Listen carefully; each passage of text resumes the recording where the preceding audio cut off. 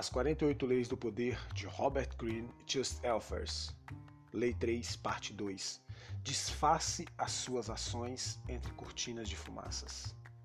Trapacear é sempre a melhor estratégia, mas as melhores trapaças exigem uma cortina de fumaça para distrair a atenção das pessoas do seu verdadeiro propósito. O exterior afável, como a inescrutável cara de pau, é quase sempre a cortina de fumaça perfeita, escondendo suas intenções por trás do que é confortável e familiar.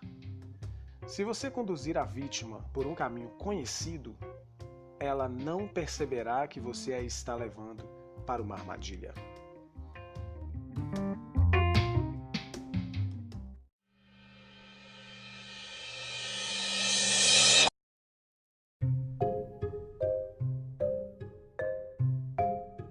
A Lei Observada 1. Em 1910, um certo Sam Giesel de Chicago vendeu seu armazém por aproximadamente $1 milhão. Acomodou-se numa semi-aposentadoria e ficou administrando as suas diversas propriedades. Mas lá no fundo sentia saudades dos velhos tempos de negociante. Um dia, um jovem chamado Joseph Whale foi visitá-lo no seu escritório, querendo comprar um apartamento que ele estava vendendo. Giesel expôs os termos. O preço era $8 mil, mas ele queria apenas $2 mil de entrada. Will disse que ia pensar, mas voltou no dia seguinte e propôs pagar os $8 mil à vista em dinheiro se Giesel esperasse uns 2 dias até ele encerrar um negócio em andamento. Mesmo semi-aposentado, um negociante esperto como Giesel ficou curioso para saber como Will arrumaria tanto dinheiro, mais ou menos uns $150 mil, hoje, tão rápido. Will parecia não querer dizer e mudava logo de assunto, mas Giesel insistiu. Finalmente, depois da garantia de sigilo, Will contou a seguinte história. Seu tio era secretário de um grupo de financistas multimilionários. Estes ricaços tinham comprado um pavilhão de caça em Michigan há uns 10 anos pagando barato. Como não usavam o pavilhão há alguns anos, resolveram passá-lo adiante e pediram ao tio de Whale para vender pelo preço que conseguisse. Por boas razões pessoais, o tio vinha com raiva dos milionários há anos. Era a sua chance de se vingar. Venderia a propriedade por $35 mil para um testa de ferro, quem caberia ao Whale descobrir. Os financistas eram ricos demais para se preocupar com um preço tão baixo. O testa de ferro, por sua vez, a venderia novamente pelo preço real, em torno de $155 mil. O tio, o Whale e o terceiro homem dividiriam os lucros desta segunda venda. Era tudo legal e por uma boa causa, a legítima desforra do tio. Giesel não quis saber de mais nada. Seria ele o testa de ferro. Whale relutava em envolvê-lo na história, mas Giesel não desistia. A ideia de um grande lucro somado a uma pequena aventura o fazia vibrar. Will explicou que Giesel teria de dar $35 mil em dinheiro para fazer o negócio. Milionário, Giesel disse que conseguiria isso no estalar de dedos. Will finalmente cedeu e concordou em marcar o encontro com o tio, Giesel e os financistas em Galesburg, Illinois. No trem para Galesburg, Giesel conheceu o tio, um homem impressionante com quem discutiu avidamente sobre negócios. Will também trouxe um companheiro, um homem meio barrigudo chamado George Gross. Will explicou a Giesel que era treinador de boxe e Gross era um dos futuros campeões que ele treinava e que tinha pedido a Gross para acompanhá-lo a fim de garantir que o lutador se mantivesse em forma. Como futuro campeão, Gross não impressionava muito, tinha os cabelos grisalhos e uma barriga de chope, mas Giesel estava tão entusiasmado com o negócio que nem deu bola para a flacidez do sujeito. Chegando em Galesburg, Will e o tio foram buscar os financistas enquanto Giesel esperava num quarto de hotel com Gross, que logo colocou o seu calção de boxe. Como Giesel o olhava distraído, Gross começou a dar socos no ar como se estivesse treinando com um adversário imaginário. Giesel estava tão distraído que não percebeu como o boxeador ficou ofegante minutos depois de começar o exercício, embora o seu estilo parecesse bastante real. Passou-se 1 hora, Will e o tio voltaram com os financistas, um grupo majestoso e intimidante de homens, muito bem vestidos. A reunião ocorreu tranquila e os financistas concordaram em vender o pavilhão para Giesel, que já tinha entrado em contato com o banco local para conseguir os $35.000. Resolvida esta parte insignificante do negócio, os financistas voltaram a se sentar em suas cadeiras e começaram a caçoar das altas finanças, falando de J.P. Morgan, como se conhecesse o homem.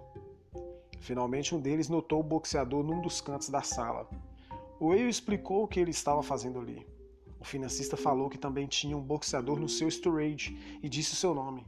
Whale deu uma gargalhada e exclamou que o seu homem derrubava facilmente o deles. A conversa degenerou em discussão. Inflamado, Whale desafiou os homens para uma aposta. Os financistas concordaram logo e saíram para aprontar o seu homem para uma luta no dia seguinte. Assim que eles saíram, o tio começou a gritar com Whale bem na frente de Giesel. Eles não tinham dinheiro da aposta e quando os financistas descobrissem, o tio iria para a rua. Whale desculpou-se por tê-lo colocado nessa confusão, mas ele tinha um plano. Conhecia bem outro boxeador e com um pequeno suborno a luta estava ganha. Mas de onde viria o dinheiro para a aposta? Tio retrucou. Sem ele estariam mortos. Finalmente Giesel deu um basta. Não querendo que a má vontade colocasse em risco seu negócio, ofereceu os seus $35.000 em dinheiro como parte da aposta. Se perdesse, conseguiria mais no banco e ainda lucrava com a venda do pavilhão. O tio e o sobrinho agradeceram. Com os seus $15.000 e os 35 de Giesel, teriam bastante para a aposta.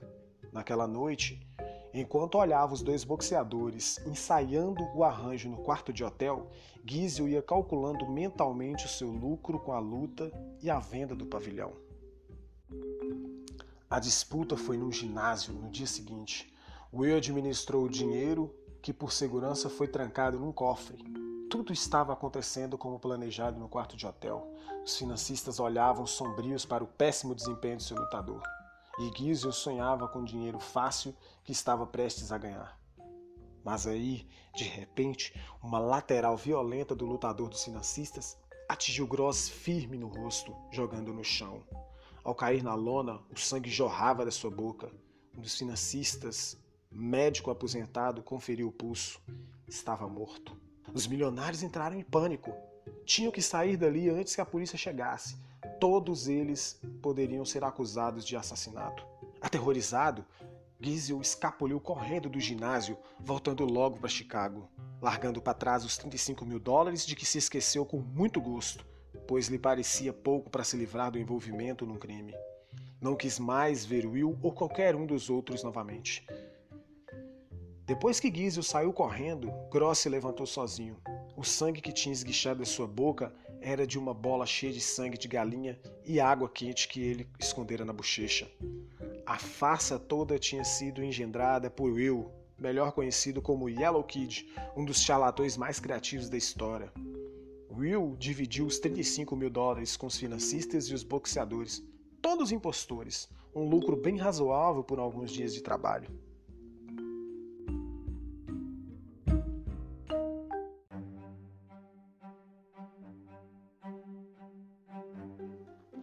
Interpretação. Yellow Kid tinha escolhido Giesel como uma vítima perfeita muito antes de montar a farsa. Ele sabia que a luta de boxe seria um ardil perfeito para separar Giesel rápida e definitivamente do seu dinheiro. Mas sabia também que se tivesse começado tentando interessar Giesel pela luta de boxe, teria falhado redondamente. Ele tinha que ocultar as suas intenções e desviar a atenção, criar uma cortina de fumaça. Nesse caso, a venda do pavilhão de caça. No trem e no quarto de hotel, a cabeça de Giesel tinha estado totalmente ocupada com o negócio iminente. O dinheiro fácil, a chance de privar com homens ricos. Ele não tinha notado que Gross estava fora de forma e passado da idade. Tal é o poder da distração de uma cortina de fumaça. Envolvido no negócio, a atenção de Giesel foi facilmente desviada para a luta de boxe, mas só quando já era tarde demais para ele notar os detalhes que denunciariam o Gross. A luta, afinal de contas, dependia agora de um suborno e não das condições físicas do boxeador, e Giesel ficou tão tão distraído no final com a ilusão da morte do lutador que se esqueceu completamente do seu dinheiro. Aprenda com Yellow Kid. A fachada invisível familiar é a cortina de fumaça perfeita. Aborde o seu alvo com uma ideia que pareça bastante comum. Um negócio, uma trama financeira. A mente da vítima se distrai, a sua desconfiança se aquieta. E é aí que você o guia gentilmente para a estrada secundária, a rampa escorregadia por onde ele cai de vez na sua armadilha.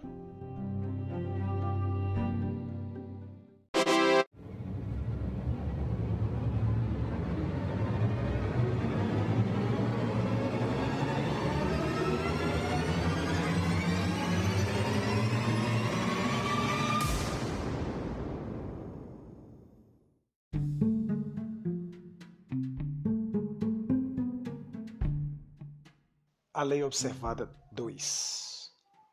Entre 1920 e 1930, os poderosos senhores da guerra na Etiópia começaram a perceber que um jovem nobre chamado Haile Selassie, também conhecido como Rastafari, estava vencendo todos eles e prestes a poder se proclamar seu líder, unificando o país pela primeira vez em muitas décadas. A maioria dos seus rivais era incapaz de compreender como este homem fino, tranquilo e delicado tinha conseguido assumir o controle. Mas em 1927, Selassie conseguiu convocar a comunidade dos exércitos, um de cada vez, para ir a Addis Abeba jurar fidelidade e conhecê-lo como líder.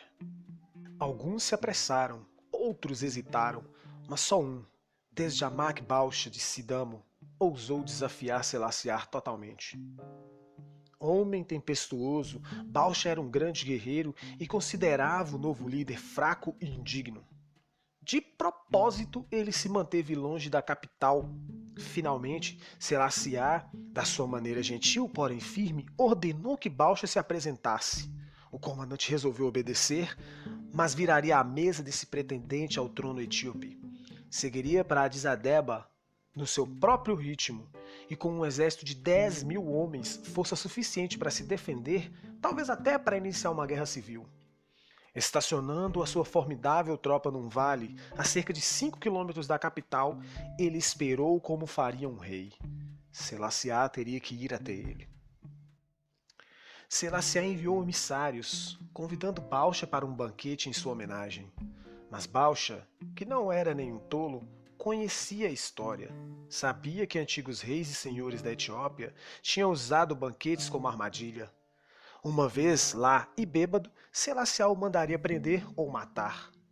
Para mostrar que tinha compreendido o que estava acontecendo, ele aceitou, mas com a condição de poder levar a sua guarda pessoal, 600 dos seus melhores soldados armados e prontos para defender a ele e a si próprios. Para a surpresa de Balcha, Selassie respondeu com toda a cortesia dizendo que era uma honra recepcionar tais guerreiros.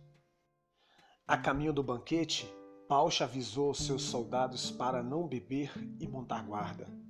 No palácio, Selassie foi gentilíssimo.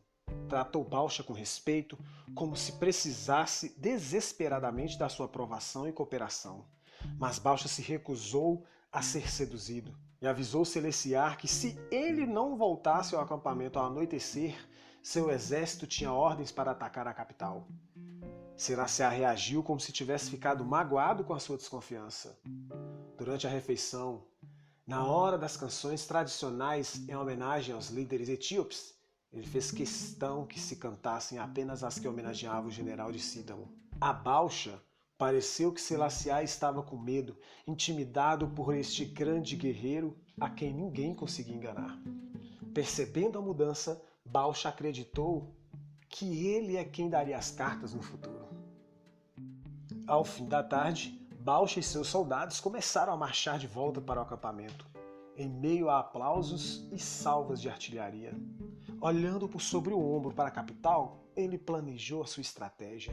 Como os seus marchariam pelas ruas da capital em triunfo dentro de semanas, e Selassie seria colocado no seu devido lugar, a prisão ou cadafalso. Quando ia se aproximando do acampamento, entretanto, Balcha percebeu que havia algo muito errado ali. Onde antes se erguiam tendas coloridas, a perder de vistas, agora não havia nada, apenas a fumaça das fogueiras extintas. Que magia infernal era essa? Uma testemunha contou o que tinha acontecido. Durante o banquete, um grande exército comandado por um aliado de Selassie tinha entrado no acampamento de Balcha por uma estrada secundária que ele não tinha visto.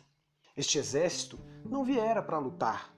Sabendo que o general escutaria os ruídos de uma batalha e voltaria correndo com os 600 homens da sua guarda pessoal, Selassie armou as suas próprias tropas com cestos de ouro e dinheiro. Elas cercaram o exército de Balcha, decididas a comprar até a última das suas armas. Quem se recusasse era facilmente intimidado. Dentro de poucas horas, todas as forças de Balcha estavam desarmadas e espalhando-se por todas as direções. Percebendo que estava em perigo, Balcha resolveu marchar para o sul com seus 600 soldados, para se reorganizar. Mas o mesmo exército que desarmara seus soldados tinha bloqueado o caminho. A outra saída era a marcha para a capital, mas Selassie tinha armado um grande exército para defendê-la. Como um jogador de xadrez, ele previu os movimentos de Balcha e lhe deu um checkmate. Pela primeira vez, Balcha se rendeu. Em sinal de arrependimento por seu orgulho e ambição, ele concordou com ingressar no mosteiro. Interpretação. Durante todo o longo reinado de Selassie, ninguém conseguiu entendê-lo. Os etíopes gostam dos seus líderes violentos, mas Selassie, que vestia a fachada de um homem gentil, amante da paz, durou mais do que qualquer um deles. Jamais zangado ou impaciente, ele atraía suas vítimas com sorrisos amáveis, seduzindo-os com charme e subserviência antes de atacar. No caso de Balcha, Selassie jogou com a prudência de um homem, a sua desconfiança de que o banquete fosse uma armadilha, o que de fato foi, mas não o que estava esperando. A sua maneira de acalmar os temores de Balcha, deixar que ele levasse os seus guardas-costas ao banquete, dar-lhe ampla publicidade, permitir que ele achasse que estava controlando a situação, criou uma espessa cortina de fumaça, escondendo a ação real que acontecia a quilômetros de distância. Lembre-se, os paranoicos e desconfiados são os mais fáceis de enganar. Conquiste a sua confiança numa área e você terá a cortina de fumaça que turva a visão deles em outra, deixando que você se aproxime de manso e os arrase com um golpe devastador. Um gesto prestativo ou aparentemente honesto, ou que sugira a superioridade do outro. Estas são táticas diversionistas perfeitas. Adequadamente montada, a cortina de fumaça é uma arma poderosíssima. Ela permitiu que o gentil Selassie destruísse totalmente o seu inimigo, sem disparar uma só bala. Não subestime o poder de Tafari. Ele se move furtivamente como um rato, mas tem mandíbulas de leão. As últimas palavras de Balcha antes de entrar para o mosteiro.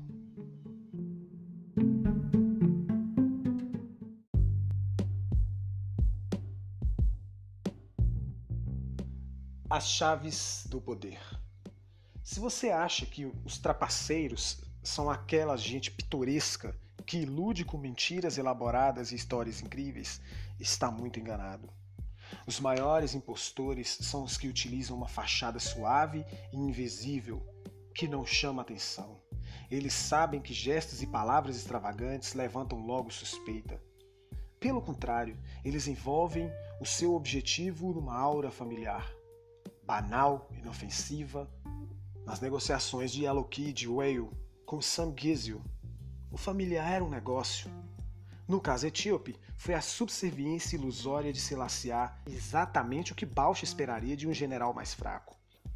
Depois que você estiver atraído a atenção de suas vítimas para o familiar, elas não notarão a fraude que está ocorrendo pelas suas costas. A origem disso está numa verdade muito simples. As pessoas só conseguem focalizar numa coisa de cada vez. É realmente muito difícil para elas imaginar que a pessoa suave e inofensiva com quem estão lidando está ao mesmo tempo tramando outra coisa. Quanto mais cinza e uniforme a fumaça da sua cortina, melhor ela esconde as suas intenções. Nas iscas e pistas falsas discutidas na parte 1, Você distrai ativamente a pessoa. Na cortina de fumaça, você ilude a sua vítima, atraindo-a para a sua teia. Por ser tão hipnótica, esta é com frequência a melhor maneira de dissimular suas intenções. A forma mais simples de cortina de fumaça é a expressão facial. Por trás de um exterior brando e ilegível, podem estar sendo tramados todos os tipos de ações violentas e prejudiciais, sem serem percebidas.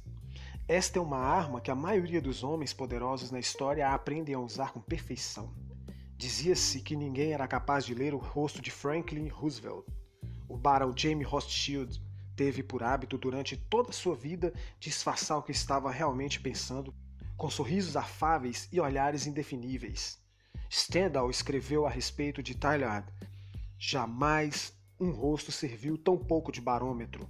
Henry Kissinger fazia seus adversários numa mesa de negociação chorar de tédio com seu tom de voz monótono, seu olhar inexpressivo, seus detalhamentos intermináveis.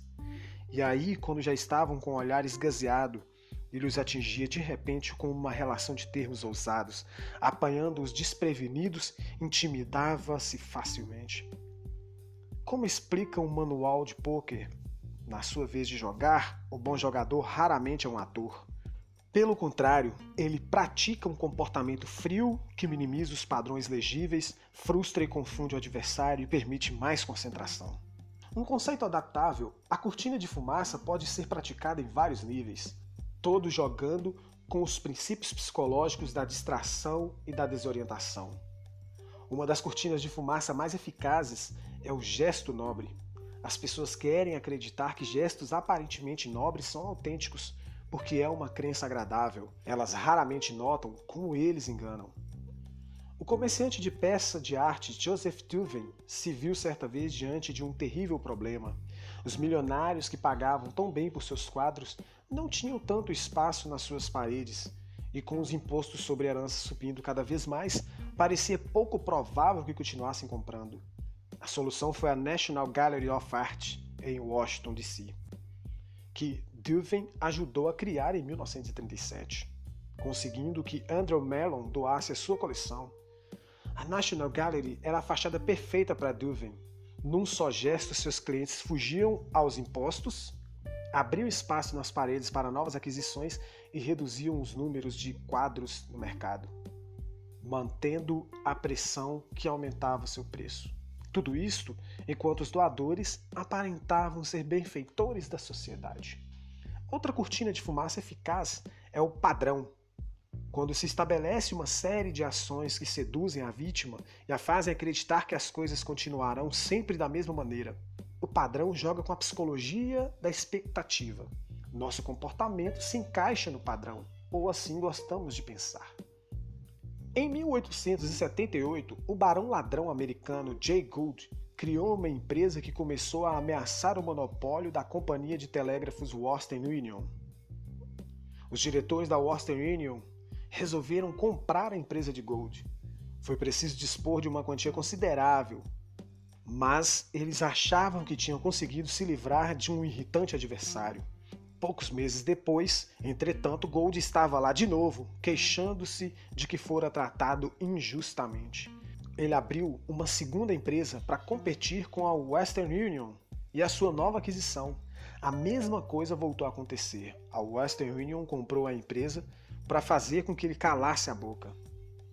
Logo o padrão voltou a se repetir pela terceira vez, mas agora Gould atacou na jugular. De repente, ele iniciou e logo conseguiu uma sangrenta tomada de controle hostil da Western Union. Ele tinha estabelecido um padrão que iludiu os diretores da empresa, fazendo-os achar que o seu objetivo era ser comprado por um preço razoável. Depois de comprar, eles relaxavam e não percebiam que estava, na verdade, apostando mais alto. O padrão funciona muito bem porque a pessoa se ilude esperando o contrário do que você está realmente fazendo. Outra fraqueza psicológica que serve de base para se construir uma cortina de fumaça é a tendência que as pessoas têm de confundir aparência com realidade. A ideia de que se alguém parece fazer parte do seu grupo é porque faz realmente. Esse hábito faz da camuflagem uma fachada muito eficaz. O truque é simples, você simplesmente se mistura com as pessoas ao seu redor. Quanto mais você se misturar, menos suspeito se tornará. Durante a Guerra Fria, na década de 50 e 60, como hoje se sabe, muitos funcionários públicos britânicos passaram informações secretas para os soviéticos. Ninguém descobriu nada durante anos porque eles eram aparentemente sujeitos honestos, tinham frequentado boas escolas e se adequavam perfeitamente ao modelo da rede de ex-alunos de escolas de prestígio. A mistura é a cortina de fumaça perfeita para a espionagem. Quanto mais você se misturar, melhor conseguirá disfarçar suas intenções. Lembre-se, é preciso paciência e humildade para apagar as suas cores brilhantes e colocar a máscara da pessoa insignificante. Não se desespere por ter que usar esta máscara apagada. Quase sempre é a sua ilegibilidade que atrai os outros e faz você parecer poderoso.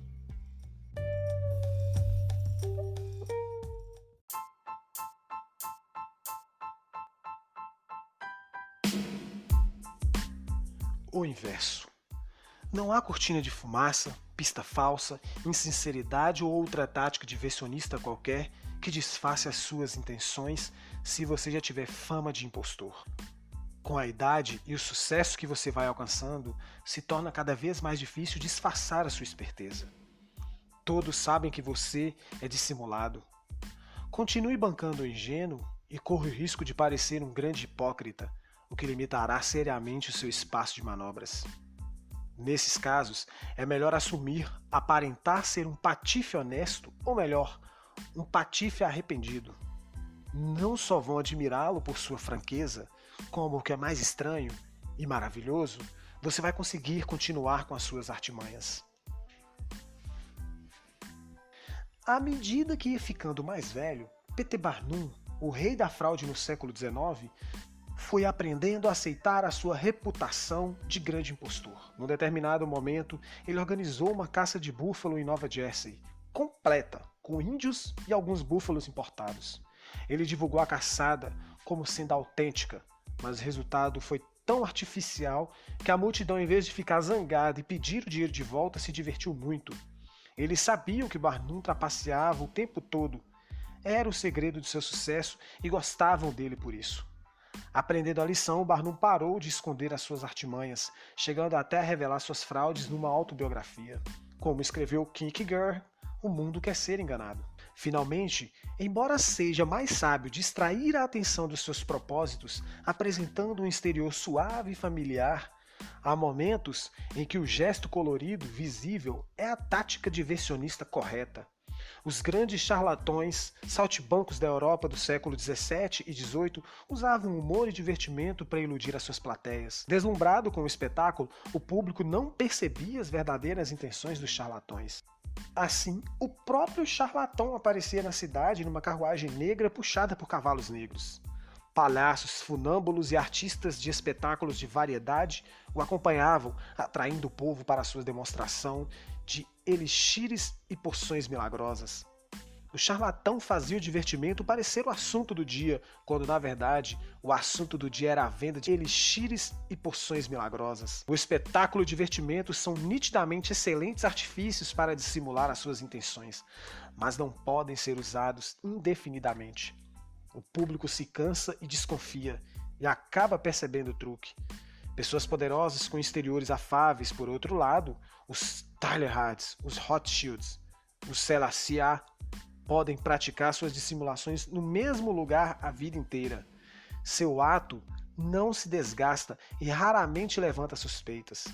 A cortina de fumaça colorida deve ser usada com cautela, portanto, é só na ocasião certa.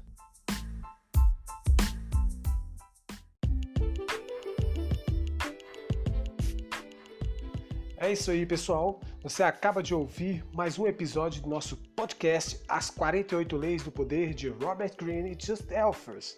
Se você gostou, dê um like, siga nossas redes sociais e fale com os amigos, compartilhe para todo mundo.